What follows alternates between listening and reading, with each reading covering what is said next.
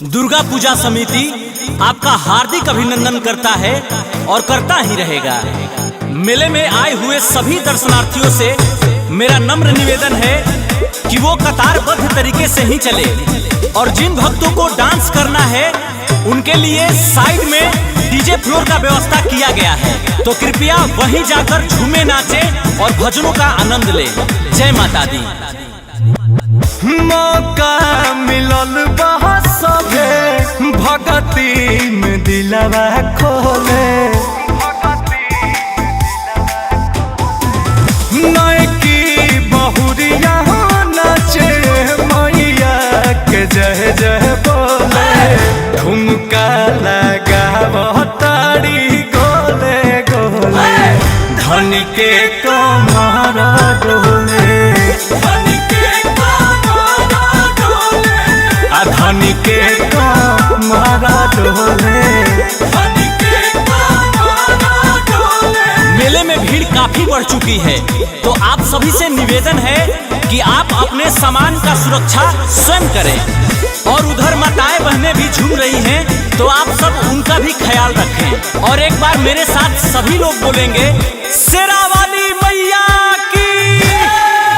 जगमग सजल बाटे गाँव के मंदिरिया, डीजे पबाजे पचरा झूमतारी तिरिया, जुटल बाटे गाँव भर बाजता भजन, 9 दिन सभे बाटे माई में मगन, सज धज के आइल बाड़ी भोरे भोरे, धन के कमर डोले, धन के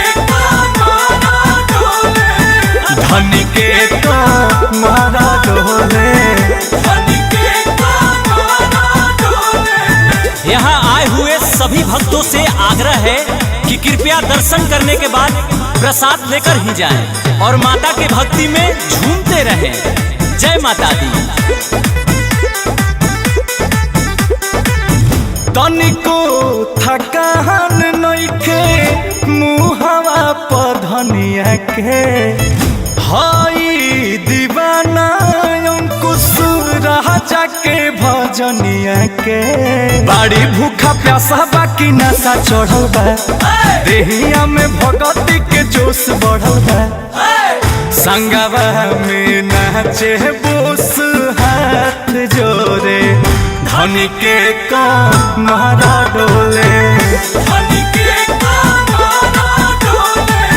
धन के कमर डोले।